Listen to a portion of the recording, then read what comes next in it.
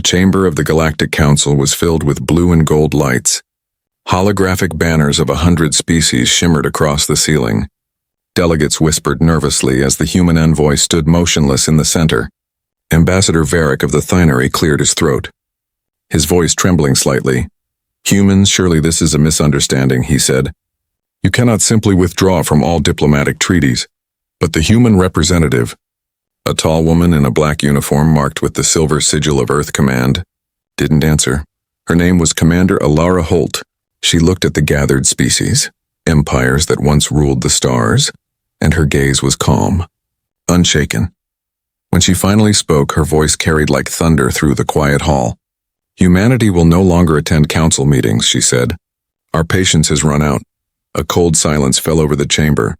For 2 centuries, the Galactic Council had guided interstellar law, keeping order between hundreds of races, and humans, the youngest among them, had always been the bridge between rival empires.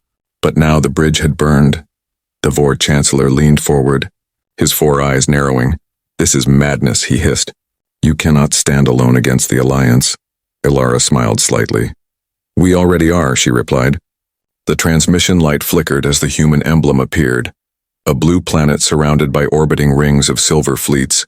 Then the channel cut to black. Across the galaxy, the reaction was immediate. News networks screamed headlines in a dozen languages. "Humans withdraw from galactic treaties. Earth declares political isolation. Is war coming?" In every capital world, leaders gathered emergency councils. The word on everyone's lips was fear, because the galaxy remembered what happened the last time humans went silent. 100 years ago, when pirates attacked Sol System, Earth didn't call for help, they didn't send diplomats. They simply unleashed their fleets. The pirates vanished, their systems turned to glass, and the Council archives recorded the event as the 3-hour war. Now, the silence had returned. Admiral Serene of the Zorath Confederacy slammed her claws on the table. "We cannot allow them to withdraw. Humanity is unpredictable, dangerous," she said. The Krill delegate nodded with a flicker of his tendrils. "If they are cutting diplomacy, it means they are preparing for something. Back on Earth, deep beneath the surface of the Pacific Command Complex, Commander Alara Holt stepped into a secure war room. Rows of officers stood before massive screens showing distant sectors of the galaxy. At the center was Fleet Admiral Ronan Cade, a man known as the architect of the Terran Defense Doctrine. "The message is delivered," Alara said quietly. Cade nodded, his eyes on the glowing map. "Good," he replied. "Now let them wonder what we're planning." He pressed a button and the hologram zoomed in on a cluster of red-flagged systems, worlds once controlled by the Council. "Every species underestimated us," Cade said. "They took our silence for weakness, our peace for surrender." He turned to his officers. "Now they will learn what silence truly means." The room darkened as screens displayed the shadowy outline of a ship. Not a cruiser, not a dreadnought, something far larger. "Project Valkyrie," the file read.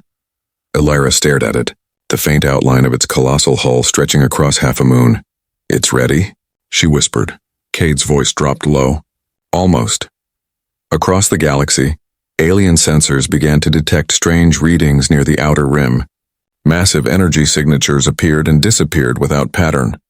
Whole constellations flickered for moments as if something immense moved between them. Scientists argued it was interference. Others feared it was human. At the Galactic Council's central hub, alarms rang as reports flooded in. Unknown energy fields. Systems going dark. Colonies not responding. The Council chairman pounded the table.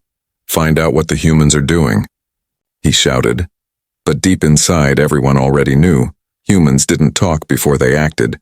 The galaxy held its breath for the first time in centuries. The Council realms faced a future without diplomacy. And somewhere in the void, beneath veils of silence and shadow, humanity was preparing to speak again, not with words, but with fire. Panic rippled through the Council systems like a storm across the stars. Every government called emergency meetings. Every admiral demanded answers. What had pushed the humans to end all diplomacy?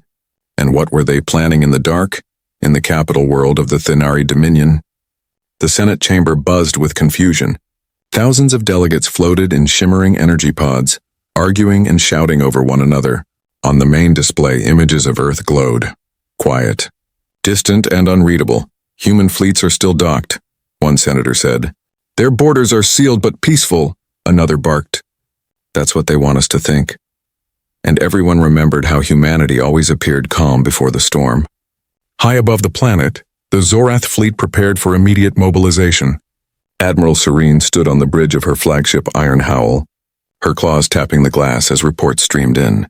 Track all human signals, she ordered. No vessel moves near their borders without escort. Her second officer hesitated. Ma'am, if they've gone silent, how do we track them? Serene's eyes narrowed. We don't track them, we wait for the first flash. Across the galaxy, fear spread faster than light. Merchants stopped trading near human space. Convoys rerouted through safer lanes. Even pirate clans whispered in fear, remembering the stories of Earth's wrath. The legend of how one Terran destroyer wiped out a fleet 3 times its size. In the heart of the Council Fortress world, the Supreme Assembly gathered in secret. The chairman of the Council, an aged reptilian named Rethar, slammed his talon on the table. We cannot let them act unchecked, he growled. Prepare the coalition fleets. Dozens of generals and ministers nodded in silence. Each of them remembered the ancient warning left in the archives. Never corner humanity. As the Council began its military buildup, something far more dangerous was unfolding in human space. Deep beneath the oceans of Titan, the Terran Fleet Command was awakening its hidden Leviathan. Rows of dormant hangars hissed open as titanic ships rose from the depths. Their hulls gleamed black as night, with lines of molten silver tracing ancient designs. Commander Alara Holt stood beside Admiral Cade in the control chamber. Status? She asked, her eyes locked on the colossal forms rising through the dark water. Cade smiled faintly. The Vanguard fleet is fully operational. He turned to a technician. Begin synchronization with the Valkyrie system. An enormous hologram appeared, an AI interface. Glowing in blue light, its voice echoed like a choir of whispers. Calm and precise. Fleet synchronization complete. Admiral, it said, awaiting authorization for deployment. Cade nodded slowly. Not yet, he said. Let them see our silence a little longer. Ilara folded her arms. Her voice quiet but sharp. The Council will panic. They'll mobilize everything they have, Cade chuckled. Good, he said. Let them waste their fleets chasing shadows. He looked at the screen where hundreds of human warships formed an orbiting halo around Titan. They have no idea how many ghosts we built while they were talking about peace. Meanwhile, in the Council's intelligence headquarters, alarms blared. A young analyst shouted, Sir, we've detected new gravitational signatures near Saturn. The director of operations leaned forward, his scales paling. Are they activating weapons? The analyst hesitated. We can't tell, there's too much interference. Rethar's voice came through the comms. Cold and urgent, then assume the worst. That same hour, dozens of alien fleets departed from their home systems. Battleships the size of cities filled the hyperlanes. Millions of soldiers were ordered to high alert.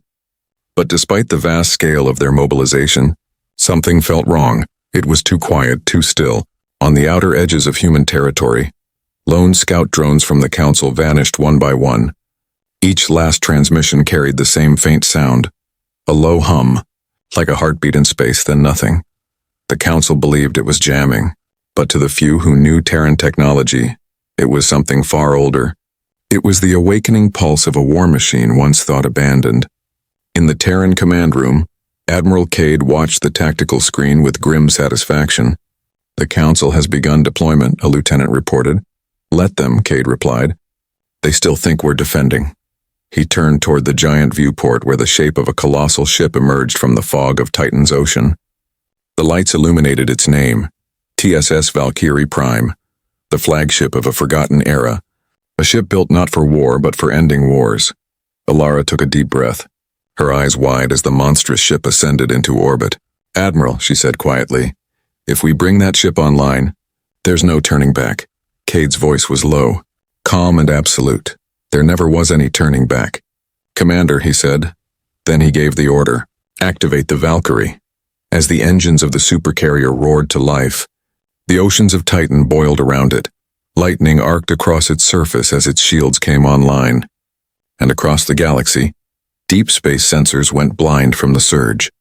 The Galactic Council had mobilized for war, but humanity had already begun it.